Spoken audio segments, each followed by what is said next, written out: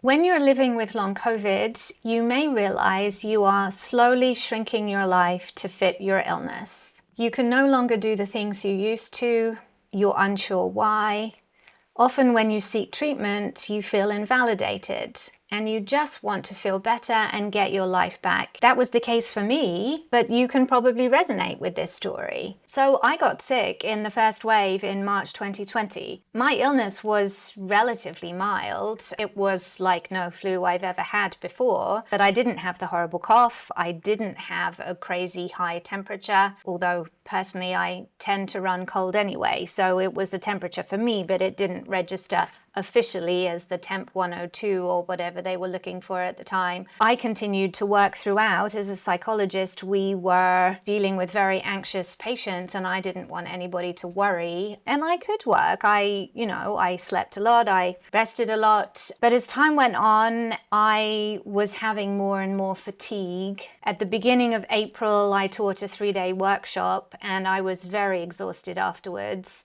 At the end of April, I actually sold my apartment and moved into a new one. The process of packing up my stuff was again much more arduous than it had ever been before, and I actually had to beg friends to come and help me out. And then it started with the chest pain and the shortness of breath and the gaslighting. I had a primary care physician that I had worked with for, probably about 9 years at that point. I have a couple of pre-existing conditions. At one point, I was seeing him monthly for B12 shots. You would think somebody that you'd worked with for a long time knew quite well. He had lived in London at one point. He used to ask me for psychology recommendations for patients who needed referrals, that I would be taken seriously when describing my symptoms, but I wasn't. And I think in the end, I went in about 3 or 4 times and finally got a lovely email from him that said, "I think at this point, Sally, we need to assume that you never had COVID." So I was searching around trying to figure out what was wrong with me. And that was the early days of long COVID Facebook groups, Survivor Call, which you may have heard of, COVID Long Haulers Round 1, which I got into because I was pre-April 1st. Thankfully, at that point, things started to make sense. Everybody had similar stories, similar symptoms. Clearly, there was something going on. I definitely want to encourage you that if you deep down know something is wrong with you, do trust yourself and look into it. Don't believe the gaslighting from the medical profession. And then at that time, Mount Sinai in New York was starting out some long COVID clinic things. I was able to, through a lot of hard work, stalk the people who were running the clinic and get in for an appointment there. And I got a diagnosis, which was very fortunate early on, probably would have been about June 2020. But still at that point, most doctors didn't really know about long COVID. I experienced a lot more gaslighting after that. Sadly, I think the situation is relatively similar now, even though we're 4 years on. That was my journey, but I also want to talk more about the specific symptoms, both the ones that I had and that also you might have. There are over 211 symptoms of long COVID that have been counted at this point. My symptoms may not be exactly the same as yours, but if you're wondering if you do have long COVID, I actually have a free PDF that can help you check that out. We still don't have a test to diagnose long COVID. The working definitions are still pretty woolly and unhelpful. But there was a study done in the UK in the early days, I think late 2020, where a group of people who were committed to doing research in long COVID put together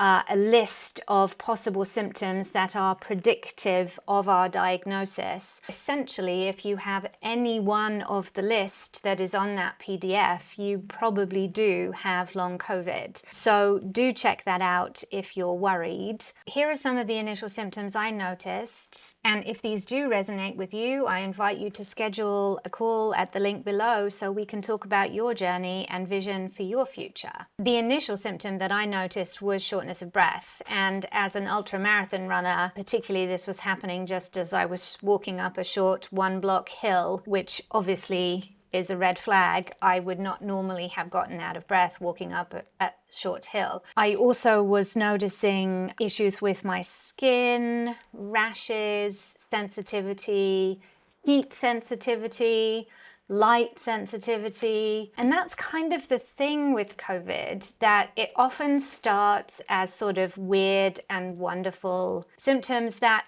seemingly don't appear to be related. You might be thinking, what does shortness of breath got to do with heat and light sensitivity? Presumably shortness of breath means that you've got some kind of lung impairment. Heat sensitivity is not going to be related to your lungs. But the fascinating thing about long COVID, and you may have heard these words before, is that most of us have a thing called mast cell activation syndrome, which is basically allergies on steroids.